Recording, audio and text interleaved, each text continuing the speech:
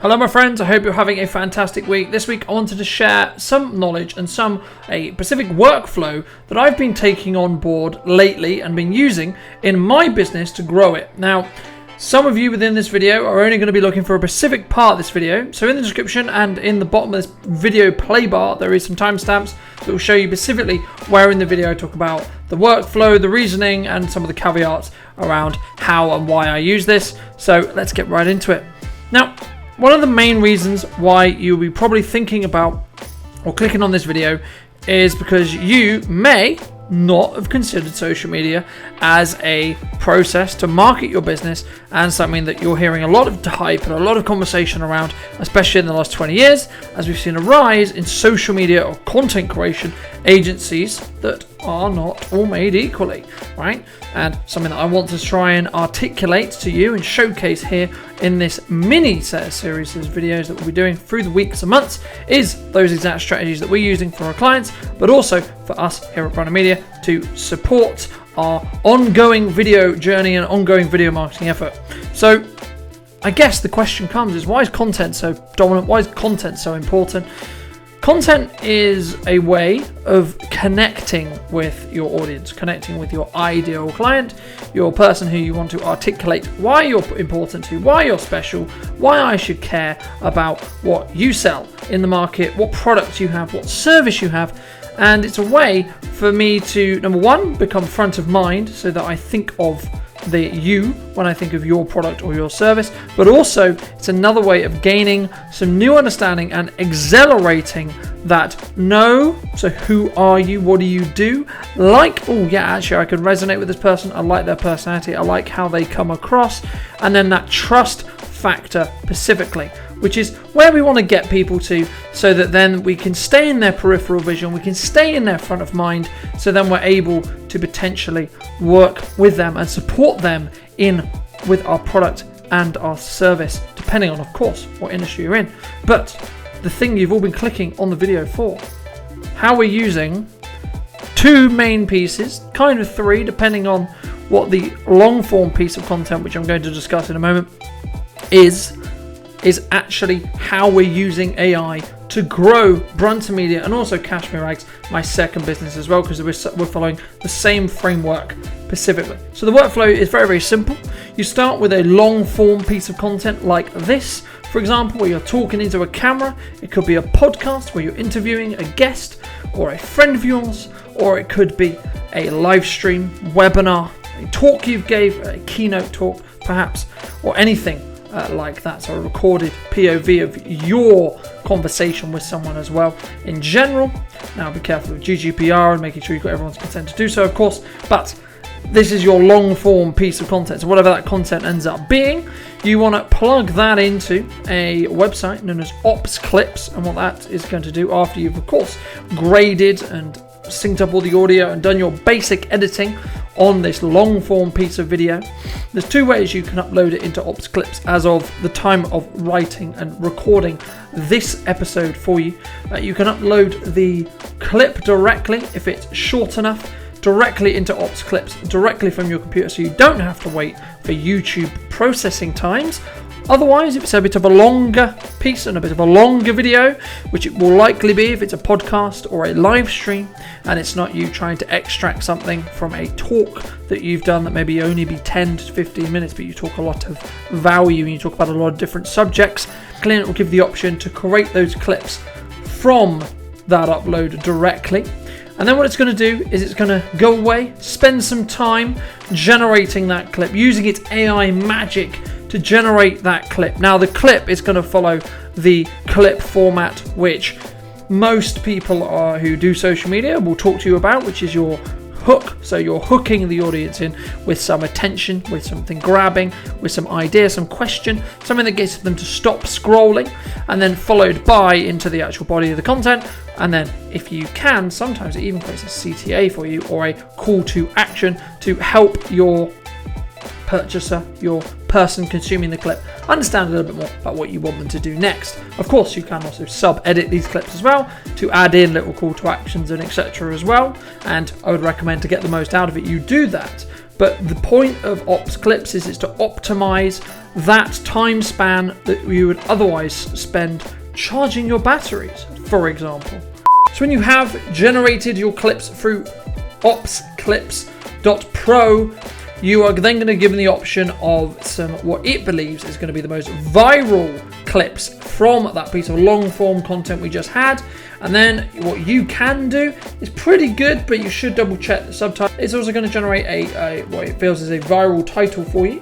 So what we would normally do then is we would download all of these into a separate folder and we would get them ready to go live on social media. You can then take those titles into ChatGPT and you can, this is where your prompts is going to be really important. So the ones we use, we'll leave in the description down below. But it's something very simple like, can you write me a YouTube description? Can you write me a social media post for a video and either explain what the video is that you have either articulated, what you're talking about, or simply just use the title of that video that Ops Clips has generated for you, and then that will generate you your social media post or your YouTube description.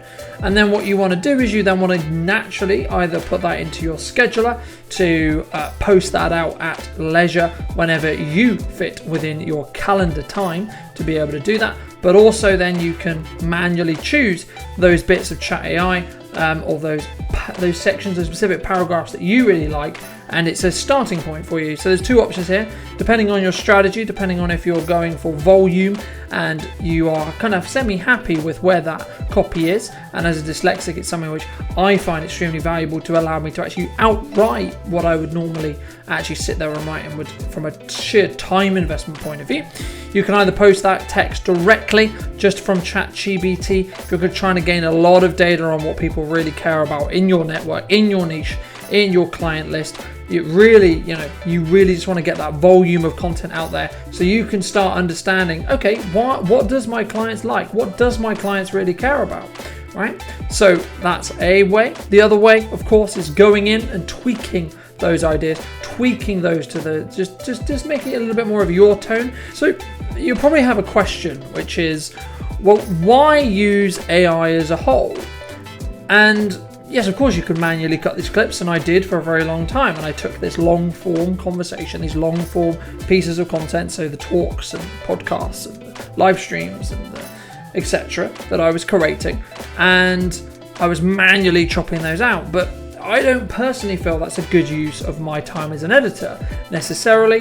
Now there's kind of two ways you can go about this. If you want a person to do it, you can of course pay them to do that for you, but there is some cost attached to Ops Clips. But when you look at it per clip, it's in most cases it's going to be cheaper than hiring an editor to create the same quality of clip, because they're going to want a higher rate. And even if you outsource it to India or the Philippines and etc., they're still going to want a higher rate per clip than what Ops Clips can create for you, which allows you, if you're intelligent with how you create your content and how you grade your content and how you actually can create this content, especially if you're in a lot of meetings, doing the document method that we've discussed in other videos that was popularized by Gary Vaynerchuk, that is just recording your POV of a call and then putting that in as your long form piece. That is a strategy that can work very, very well.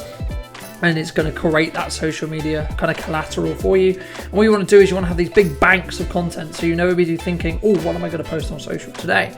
But what it shouldn't be necessarily, if you're looking to grow and you're looking to really leverage this time that you're being given by AI, is the ability for you as an editor to be able to actually create some more skill-based or more strategic-based videos. So this video could be an example of that. Another set of videos that we have recently done since taking on AI as part of our processes has been to actually update all of our about pages. So we've used Chat AI to help with that process, but also it's allowed me to have the time and the energy and the resources to go back through some of our archival footage of shoots we've been on over the last couple of months and create longer form YouTube pieces that give a complete breakdown that I can then myself turn into social media reels and social media content as short micro clips to really help people understand what my personality is like on set and how we help our clients really troubleshoot those issues of confidence, those issues of what happens if something goes wrong, or what if there's a plan that changes during that set, during that shoot, during that etc. Because these things happen. What if it starts raining? What if some talent doesn't show up on time, or you know, any other challenge that can happen in video production? So AI is another tool that can be used and can be leveraged like anything else. But also something which some people don't necessarily consider is it allows you to be dominant on social media, have all those things we talked about, so the front of mind, building the trust quickly, but also allows you to potentially have a stronger work-life balance so that you can actually not have to work the extra hours to still be this dominant on social media, or actually not have to necessarily overwork yourself if your vision is closer to, I want to spend time with my children, I want to be able to have hobbies, I want to be able to do this, and I'm not trying to build a global empire necessarily. Now that depends on vision, and that's an entire separate conversation, of course.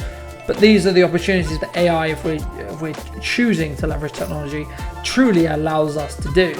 So if you did take value from this video, I would love to hear what you think in the comment section down below. I'll be back with another strategic video very, very soon, talking about something else I found in video marketing, something else I found really, really useful for you, and tips and tricks and things you can use to continue to grow your business, even though the economy is in a more interesting place than it was, say, 3, 6, 12, 18 months ago.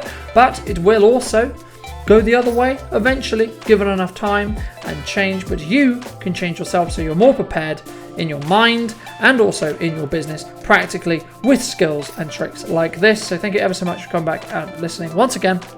If you would like to hear how video can help your business in 2023, I'd love to hear from you. So I'll leave my information down in the description down below. Thank you ever so much for coming back and joining me once again, and I'll see you very, very soon.